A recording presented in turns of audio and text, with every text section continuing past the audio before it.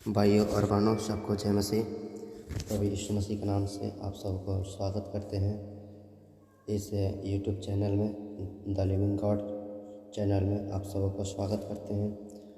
और हम प्रभु का धन्यवाद देते हैं। परमेश्वर आपको और हमको अभी तक संभाला है, इसलिए हम प्रभु को महिमा करते हैं। तो दोस्तों, आइए आज के वचन की ओर हम लोग जाएंगे।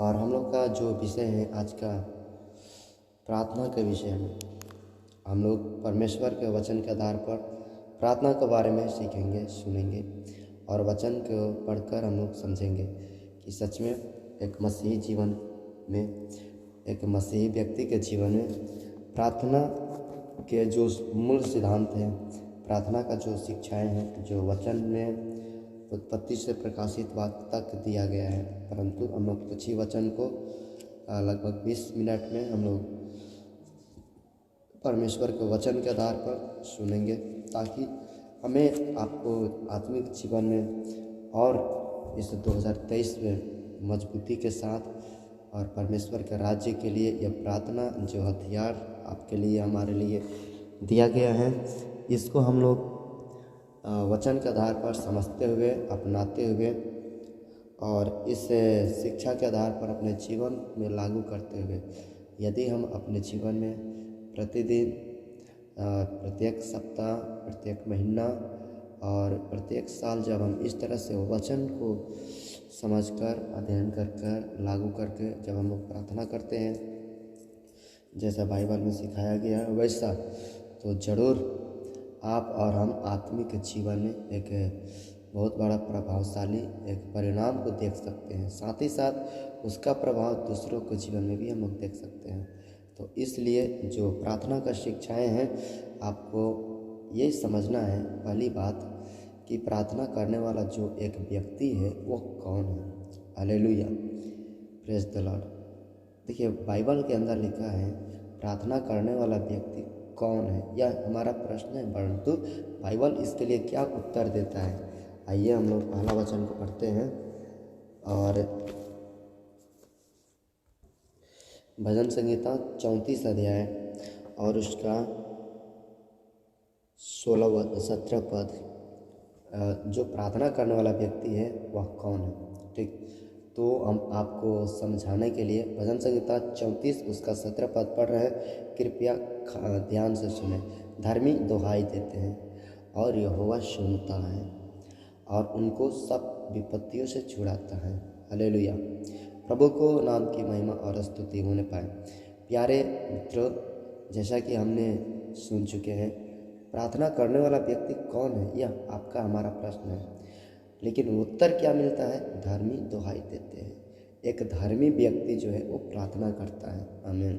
एक धर्मी व्यक्ति जो है वो प्रार्थना जीवन को बनाए रखता है। आमीन। एक धर्मी व्यक्ति जो परमेश्वर के द्वारा ठहराया गया, परमेश्वर यीशु के लहू के द्वारा शुद्ध किया गया, जो अपने जीवन में चाल चलन के ऊपर चौकसी रखता है, वो व्यक्ति धार्मी है। धार्मी का डेफिनेशन यही है। अपने सारे जीवन के क्षेत्र में वो निर्दोष है, उसको परमेश्वर धार्मिक घोषित करते हैं अपने पवित्र आत्मा की मोहर लगाकर। तो धर्मी क्या करता है? दुहाई देता है। धर्मी जो है प्रार्थना करता है। धर्मी जो है परमेश्वर के सन्मुख में उपस्थिति में बैठा करता है और प्रतिदिन। हालेलुया। तो ये पहली बातें जो हम सीखें और समझें, प्रार्थना करने वाला कौन है? एक धर्मी व्यक्ति है। आमीन। फिर हम लोग दूसरी बात देखते हैं, प्रार्थना करने से क्या क्या हो सकता है। देखिए, प्रार्थना एक साधारण काम नहीं। प्रार्थना विश्व का, संसार का, आपके जीवन का सबसे बड़ा महत्वपूर्ण काम है प्रार्थना। जब एक धार्मिक व्यक्ति प्रार्थना करता है, ये दूसरा पॉइंट, परमेश्वर उस प्रार्थना के द्वारा क्या क्या काम कर सकता है। पढ़ेंगे एक पद को, याकूब की पुस्तक उसका 5 अध्याय हमारे साथ आप निकालेंगे, ताकि आपको भी समझ में आए कि वचन कौन कहाँ पर लिखा है, किस प्रश्न के साथ, और उसमें आंसर क्या दिया गया है। याकूब की पुस्तक 5 अध्याय और उसका 16 वचन, इसलिए तुम आपस में एक दूसरे के सामने अपने अपने पापों को मान लो और एक दूसरे के लिए प्रार्थना करो जिससे चंगे हो जाओ, क्योंकि धर्मी जन की प्रार्थना के प्रभाव से बहुत कुछ हो सकता है। जी सत्य है भाई और बहन, यहाँ पर परमेश्वर अपने वचन में लिखा है, पवित्र आत्मा के द्वारा एक धर्मी, जो व्यक्ति धर्मी है, परमेश्वर के द्वारा ठहराया गया है, चाहे विश्वासी हो, सेवक हो, प्रभु के दास हो, कोई भी हो, जो यीशु के नाम से प्रार्थना करता है, वह उसके प्रभाव से, उसके प्रार्थना के प्रभाव से क्या हो सकता है, आपका घर नहीं बन सकता है, आपका पढ़ाई नहीं हो सकता है। एक बात नहीं, दो बात नहीं, तीन बात नहीं, परंतु परमेश्वर कहता है धर्मी जन की प्रार्थना के प्रभाव से बहुत कुछ हो सकता है। इसका मतलब आपके घर के जो खर्चा है, परमेश्वर आपके प्रार्थना के जीवन को देखकर खर्चा को दूर करेगा। आपके बच्चे जो पाप में है, परमेश्वर उनके पाप को कैसे दूर करेगा, आपके प्रार्थना का प्रभाव जितना बड़ा रहेगा, आपके जीवन को परमेश्वर बहुत ऊंचे लेवल में कैसे लेकर जा सकता है, जब आपका प्रार्थना का जीवन जो एक प्रभावशाली, उसके अंदर परमेश्वर की उपस्थिति, उसके अंदर परमेश्वर की सामर्थ्य। और यदि एक धार्मिक व्यक्ति जब प्रार्थना करता है तो उसके प्रभाव से बड़ी बड़ी काम कर सकता है। डी अगस्टिन जेवा कुमार जो बड़े अंकल हैं, उनके प्रार्थना के प्रभाव से परमेश्वर अन्य देशों में भी बड़े बड़े कार्य कर रहा है। बिहार भर में परमेश्वर बड़ा जागृति को लाया। वो कब से प्रार्थना कर रहे हैं? 50 सालों से। यानी प्रार्थना का जो कंटिन्यूअस प्रेयर है, उसका प्रभाव बहुत फ्यूचर तक जाएगा। कब? जब हम लोग लगातार प्रार्थना करेंगे, तब ऐसा परमेश्वर ये वचन को प्रभाव को पूरा करेगा। इसलिए धर्मी जन की प्रार्थना से सब कुछ हो सकता है। फिर हमें ये देखना है कि आप और हम कब तक प्रार्थना करें। इसलिए और आप हम मिलकर अपने जीवन में प्रार्थना के जो शिक्षा है उसको बहुत ही गंभीरपूर्वक और गंभीरतापूर्वक लेकर प्रभु के लिए प्रार्थना के द्वारा उनके राज्य के लिए एक बहुत बड़ा प्रभाव को डाल सकते हैं। याकूब 5:16 के आधार पर। फिर हम आपको तीसरी पॉइंट बताना चाहते हैं, जो है कि लूका 2 अध्याय उसका 37 पद। लूका रचित सुसमाचार की पुस्तक, और हम आपको बता दे रहे हैं लूका की पुस्तक जिन्होंने लिखा है उसका नाम लूका है और वो डॉक्टर भी हैं। और 2 अध्याय और 37 वचन, ठीक 36 से पढ़ रहे हैं। आसेर के गोत्र में से हन्ना नामक फानुएल की बेटी एक भविष्यवक्तिनी थी। भविष्यवक्तिनी के मतलब होता है भविष्यवाणी करना। भविष्यवाणी का अर्थ भविष्य के बारे में जो परमेश्वर से प्रकाशन मिलता है उसके बारे में बताना। उस व्यक्ति, उस जन को भविष्यवक्ता कहा जाता है। वह बहुत बूढ़ी थी और विवाह होने के बाद, कृपया ध्यान दीजिए, विवाह होने के बाद 7 वर्ष अपने पति के साथ रह पाई थी। अब आगे 37 वचन। वह 84 वर्ष से विधवा थी और मंदिर को नहीं छोड़ती थी, पर उपवास और प्रार्थना कर करके रात दिन उपासना किया करती थी। आमीन। देखिए दोस्तों, यहाँ पर एक परमेश्वर के दासी के बारे में बताया जा रहा है, जो डॉक्टर लूका लिखा, और लिखा है कि 84 साल तक वो विधवा थी, परंतु जब शादी हुआ 7 साल अपने पति के साथ रह पाई। तो ये अपना प्रार्थना का जीवन 1 साल नहीं, 50 साल नहीं, 70 साल नहीं, पूरा का पूरा 84 साल लिखा है। वो अपने जीवन में प्रार्थना को जो कंटिन्यूस प्रार्थना है, लगातार की प्रार्थना है, लगातार उपवास करके रात दिन परमेश्वर के सम्मुख में अपने जीवन को समर्पण की, अपने जीवन को परमेश्वर के लिए दी, और वह परमेश्वर के लिए प्रार्थना में बनी रही। तो हम यही सीखते हैं इन वचनों से। प्रार्थना जो है 1 दिन या 1 महीना या 1 साल के नहीं, और जब तक आप इस धरती पर हम रहना है तब तक अपने जीवन में इन वचन के आधार पर कोई पूछता है कितने साल तक आप प्रार्थना करें, कितने साल तक, तो उनके लिए यही है, जब तक जीवित रहेंगे तब तक उपवास के साथ, प्रभाव के साथ, एक बड़ा जागृति के साथ प्रार्थना करना है। फिर आगे हम लोग देखें किसके लिए प्रार्थना करें। प्रभु यीशु ने मत्ती 5 अध्याय का 44 वचन में बताया कि तुम अपने दुश्मनों के लिए प्रार्थना करो। आमीन। मत्ती में प्रभु यीशु मसीह बताएं कि तुम क्या करो, अपने दुश्मनों के लिए प्रार्थना करो। इसलिए आप अपने दुश्मनों के लिए क्या करना है, लगातार प्रार्थना करना है। यही बात यदि हम पौलुस से पूछते हैं कि प्रार्थना किन किन के लिए करना चाहिए, तो आइए पहला तीमुथियुस की पुस्तक और 2 अध्याय उसका 1 पद। पहला तीमुथियुस के पत्री और 2 अध्याय उसका 1 वचन। अब मैं सबसे पहले यह आग्रह करता हूँ कि विनती और प्रार्थना और निवेदन और धन्यवाद के साथ सब मनुष्य के लिए की जाए जी, और राजाओं और सब ऊंचे पद वालों के निमित्त, मतलब जो हमारे देश के बड़े बड़े नेता हैं, लीडर हैं, जो पीएम है, सीएम है, डीएम है, जो कलेक्टर्स हैं या प्रेसिडेंट है, उन सबों के लिए वचन बताया गया है प्रार्थना करना, लगातार प्रार्थना करना। साथ ही साथ पहला तीमुथियुस 2 अध्याय उसका 8 वचन में पढ़िए, हमें कैसे प्रार्थना करना है। पहले हम देखें किन के लिए प्रार्थना करें, तो दुश्मनों के लिए और सबके लिए। अब हम देखें कैसे प्रार्थना करें, तो 8 वचन देखते हैं। पहला तीमुथियुस 2 अध्याय का 8 वचन। इसलिए मैं चाहता हूँ कि हर जगह पुरुष बिना क्रोध और बिना विवाद के पवित्र हाथों को उठाकर प्रार्थना किया करे। हाँ, आपको अपने हाथ को उठाकर प्रार्थना करना है। अपने हाथ को उठाकर क्या करना है, प्रार्थना करना है। आप चलते समय भी प्रार्थना कर सकते हैं, जैसा कि न्यायों की पुस्तक 6 अध्याय में दिया गया है। ठीक, वहाँ पर यरीहो के चारों तरफ जो परमेश्वर के लोग यरीहो को, शहरपनाह को गिराने के लिए चारों तरफ आराधना करते करते उनका यरीहो का दीवार गिर गया। यानी चलते चलते आप प्रार्थना कर सकते हैं। फिर आगे हम लोग देखेंगे कैसे प्रार्थना करें, तो आप रो कर प्रार्थना कर सकते हैं। आप जानते हैं हन्ना की किताब के पहला शमूएल 1 अध्याय में बताया गया है, हन्ना जो है वो रो कर परमेश्वर के भवन में प्रार्थना की।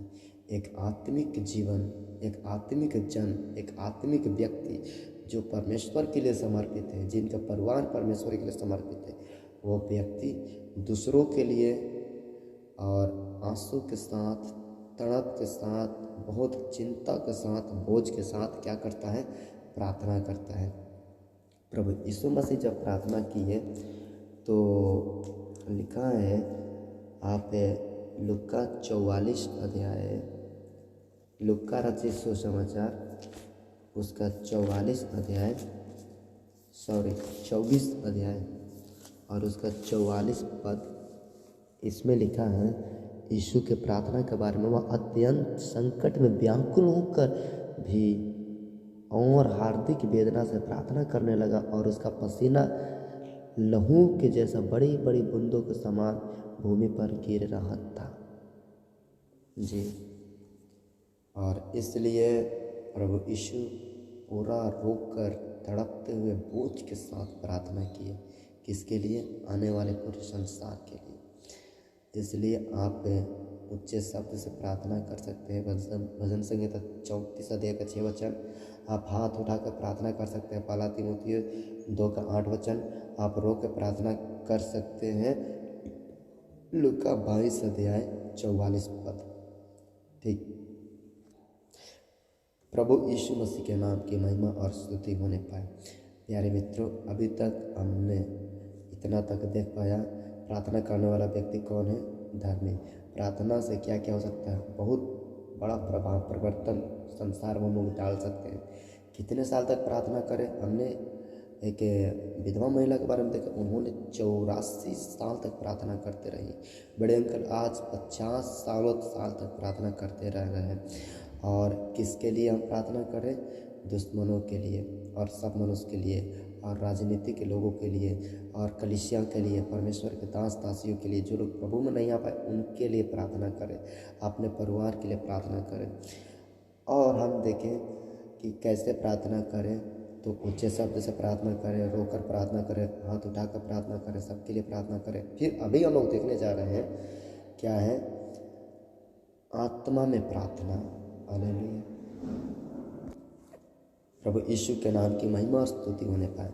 जी, आत्मा में प्रार्थना। आत्मा में प्रार्थना करने का मतलब क्या? आँख खोल कर प्रार्थना नहीं, ध्यान भटका कर प्रार्थना नहीं, चलते हुए प्रार्थना नहीं और सो कर प्रार्थना नहीं, परंतु घुटना में डायरेक्ट आकर इफिसियों की पुस्तक 2 अध्याय का 10-11 पद और आत्मा में प्रार्थना जो है यहाँ पर देख सकते हैं। और प्रेरितों 2 अध्याय, यहाँ पर लगातार परमेश्वर के जो 120 लोग प्रभु यीशु मसीह के जो गवाह थे, एक दिन से लेकर 50 दिन तक लगातार प्रार्थना करते करते करते करते 50वां दिन स्वर्ग से पहली बार स्वर्ग का बेदारी, जागृति, पवित्र आत्मा का बहुत बड़ा लहर 120 लोगों के अंदर जीव पर आया, सिर पर आया और उनका जीवन एड़ी से सिर तक अभिषेक हो गया। और उनके मुंह के द्वारा जो स्तुति होने लगा, प्रार्थना होने लगा, मुंह के द्वारा जो उनके द्वारा बातचीत होने लगा, उनके मुंह के द्वारा जो परमेश्वर की गीत होने लगा, वो पूरा यरूशलेम देश को मसीह में ला दिया। हालेलुया, प्रभु के नाम की महिमा और स्तुति होने पाए। यही है आत्मा में प्रार्थना। इसलिए और आप क्या है, अपनी मंडली में, अपनी कलीसिया में, अपने लोगों के साथ और परमेश्वर के सन्मुख में पूरा क्या करना, आत्मा में होकर प्रार्थना करना है। पूरा जब हम लोग आत्मा में होकर प्रार्थना करेंगे, बहुत बड़ा जागृति प्रभाव आप क्या कर सकते हैं, परिवर्तन होते हुए देख सकते हैं। तो जब आप प्रार्थना करते हैं, वो डायरेक्ट परमेश्वर के सिंहासन के सामने आप बैठ कर प्रार्थना करते हैं। जरूर प्रभु यीशु ने बहुत बताया, तुम अपने कोठरी में बैठ के क्या करो, प्रार्थना करो। मत्ती 5 अध्याय में लिखा है। और एक और वचन हम बता रहे, इब्रानियों के पुस्तक उसका 4 अध्याय और 16 पद, इसलिए आओ हम अनुग्रह के सिंहासन के निकट। जी, जब आप प्रार्थना करते हैं, डायरेक्ट हम सभी वचन पढ़ते रहे हैं, इब्रानियों 4 का 16, इसलिए आओ हम अनुग्रह के सिंहासन के निकट यहाँ बांध कर चले कि हम पर, आप पर, सब पर दया हो और वह अनुग्रह पाए। कौन अनुग्रह पाए? प्रार्थना करने वाला व्यक्ति अनुग्रह पाए, जो आवश्यकता का समय हमारी सहायता परमेश्वर कर सकता है। तो इसलिए जब आप प्रार्थना करते हैं, चाहे कहीं भी प्रार्थना करते हैं, परमेश्वर के अनुग्रह के सिंहासन के पास बैठ के प्रार्थना करते हैं। वह अनुग्रह के सिंहासन के सामने आप घुटना टेकते हैं। जब अनुग्रह के सिंहासन के सामने आप घुटना टेकेंगे, परमेश्वर आपकी प्रार्थना सुनकर बड़े बड़े कार्य करेंगे। इसलिए आइए लास्ट वचन जो आपको हम प्रार्थना के संबंध में बताने जा रहे हैं, आप जो प्रार्थना करते हैं उसका प्रार्थना का लेवल आपका छत से ऊपर जाना चाहिए। हालेलुया, फिर छत से होकर आसमान के ऊपर में लेवल जाना चाहिए, फिर आसमान के ऊपर जो है स्वर्ग, उस स्वर्गीय परमेश्वर के कुप्पी में। एक और वचन पढ़ेंगे तो आपको समझ में आ जाएगा। प्रकाशित वाक्य 8 अध्याय, प्रकाशित 8 अध्याय उसका 4 वचन हम लोग पढ़ सकते हैं, 3 वचन, कि जो परमेश्वर के पवित्र लोग प्रार्थनाओं के साथ सोने की उस वेदी पर जो सिंहासन के सामने चढ़ाए, उस धूप का धुआं पवित्र लोग की प्रार्थनाएं और उनकी प्रार्थनाएं परमेश्वर के सन्मुख में पहुंचा दी जाती हैं। किनके द्वारा? स्वर्गदूतों के द्वारा। जब आप और हम प्रार्थना करते हैं तो स्वर्गदूत उस प्रार्थना को उठाकर परमेश्वर के वेदी पर सामने चढ़ाते हैं। परमेश्वर उस प्रार्थना को ग्रहण करता है, उसको आशीषित करता है और यीशु के नाम से अधिकार देता है कि ऐसा ही हो जाए। और उसके अंत में हम लोग क्या करते हैं? आमीन बोलते हैं, ऐसा ही हो। तो इसलिए जो भी हम प्रार्थना के विषय में शिक्षा दिए और इतना तक इसको आप ग्रहण करें, इस्तेमाल करें, उपयोग करें, लागू करें, ताकि इसके द्वारा प्रभु का महिमा और राज्य बढ़े। आमीन।